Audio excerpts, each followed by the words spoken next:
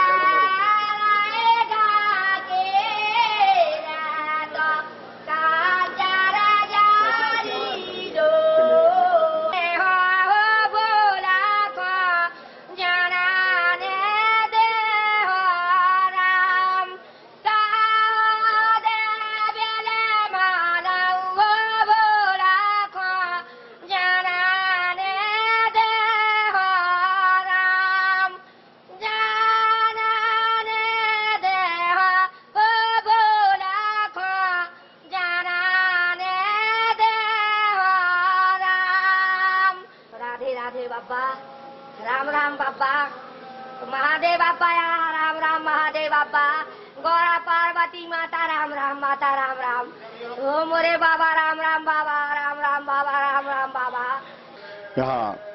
यहाँ पहले गांव था, एक दुकरिया धान कूट रही थी ओखली में, तो ओखली में धान कूटते कूटते उसके रंजित चावल हो गए, तब तक ये खून से सड़ गए थे। तो कूड़ा को ढाक करके ये पूरा पड़ोसियों को बुलाने गई, तब तक ये उठा लिए थे। तो इनका पहला नाम है कूड़ा देव। जमुना प्रसाद पुजारी कुंडेश्वर मंदिर जो है यहाँ पर पूजा करते हैं। करीब 25-30 साल से यहाँ सेवा पूजा में रह रहे हैं भोलेनाथ की में। और यहाँ का इतिहास है, बाणासुर के द्वारा यहाँ पर बाणासुर की जो पुत्री हुआ करती थी उषा, उसके द्वारा शंकर जी प्रकट हुए हैं। आप देख रहे हैं ये सामने, यहाँ पर जो शंकर जी यहाँ से प्रकट हुए हैं वहाँ उखली हुआ करती थी।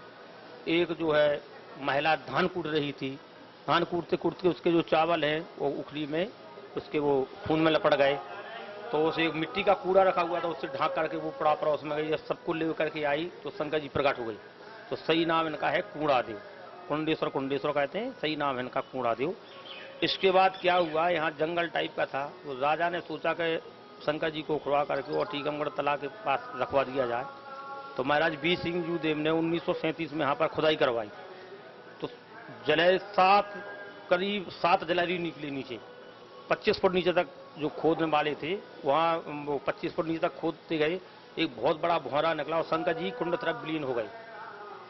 शंकर जी को तो राजा को स्वप्न दिया शंकर जी ने कि हम जहाँ हैं वहीं रहेंगे।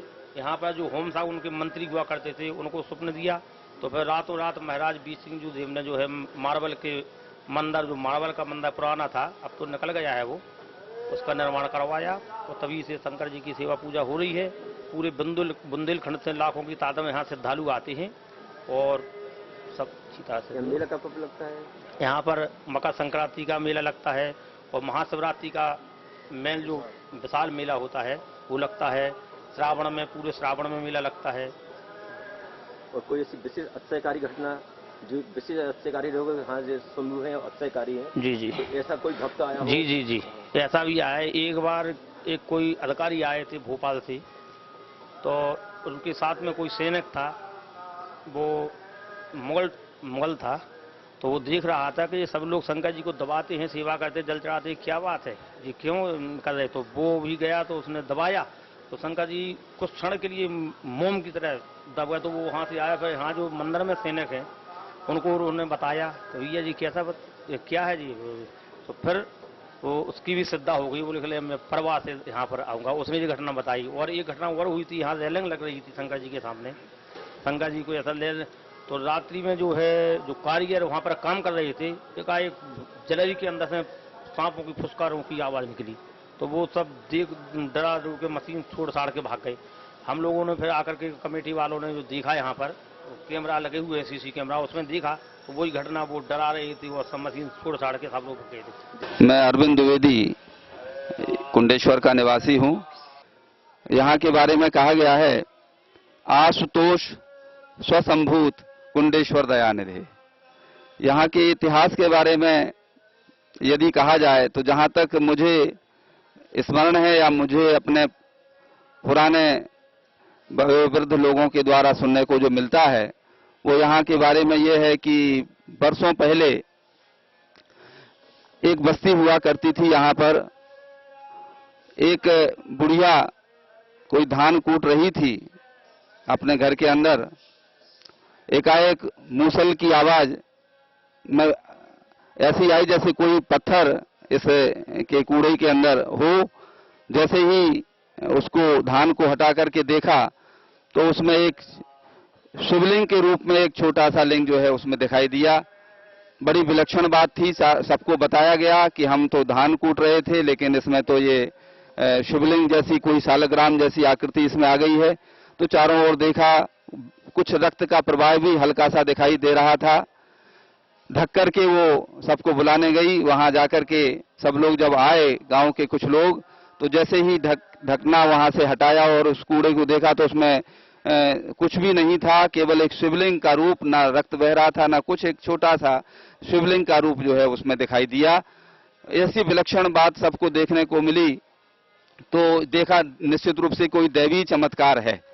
तो वहां पर एक छोटी सी मड़िया गांव के लोगों ने सबने मिलकर के बनवा दी।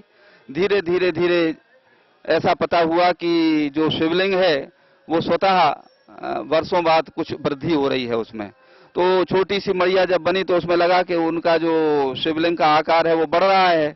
तो ऐसा ना लगे कि ये जो छोटी सी मड़िया बनाई है उसमें उनका सिर लेने लगे, तो उस मड़िया को हटा करके और कुछ और थोड़ा सा बड़ा विशाल मंदिर का रूप जो है वहां दिया गया। बाणासुर और उषा का संवाद, अनिरुद्ध जी का संवाद भी इससे जुड़ा हुआ है।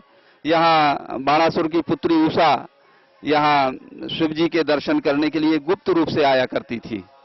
तो नदी का प्रवाह जब हुआ करता था तो ऐसी प्राकृतिक कुछ सिद्धि उनको थी कि जल का प्रवाह अलग हो जाता था और उनको रास्ता मिल करके, और जैसे ही रास्ता मिलता था तो उषा यहाँ दर्शन करने के लिए आती थी, बाणासुर की पुत्री।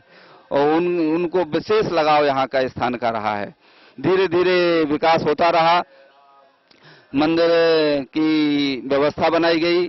यहाँ जो पुजारी लोग थे वो सब यहाँ का अपनी पूजा अर्चना करने लगे। धीरे धीरे आगे विस्तार होता गया, फिर एक बड़ा रूप जो है यहाँ दिया गया।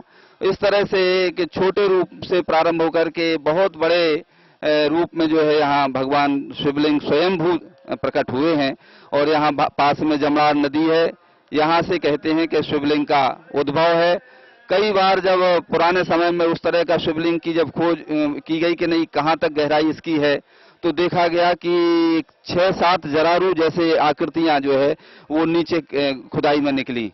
तो यहाँ के जो होम मिनिस्टर थे उस समय के, उन्होंने उसको किया कि भाई ये देखें तो, लेकिन कुछ रात्रि में ऐसी देवी कुछ भयानक दृश्य उनको दिखाई दिए और कहा कि नहीं, अब नीचे आगे खुदाई करने का प्रयास नहीं करना, अन्यथा अनर्थ हो जाएगा।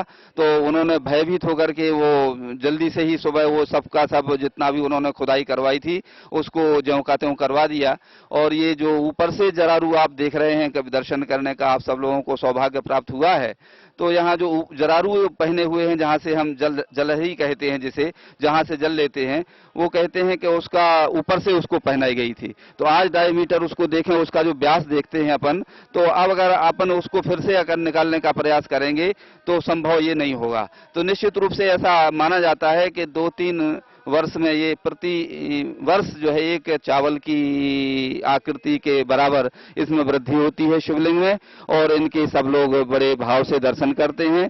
ऐसी मान्यता है कि भगवान कुंडेश्वर एक अनुपम स्थान में है। हम यहाँ पर जितने भी बात कर रहे हैं, ये मान के चलिए कि 12 ज्योतिर्लिंग में इनका अपना एक विशिष्ट स्थान है। ये कोई सामान्य स्थान नहीं है। ये हमें तो लगता है कि सारे ब्रह्मांड में सारी जगह जो है इससे कोई विलक्षण स्थान नहीं हो सकता है। तो 12 ज्योतिर्लिंग तो के साथ साथ ये भी अपने आप में एक विशिष्ट स्थान रखने वाला ज्योतिर्लिंग है कुंडेश्वर धाम। यहाँ पर प्रतिवर्ष मेला लगते हैं, प्रतिवर्ष अनेक कार्यक्रम यहाँ होते हैं। मंदिर ट्रस्ट की स्थापना की गई है, यहाँ पर ये व्यवस्था यहाँ बनाई गई है। और इस विशेष रूप से यहाँ पर जो काम होता है वो है यहाँ का प्रातः काल का अभिषेक, ब्रह्म मुहूर्त का अभिषेक।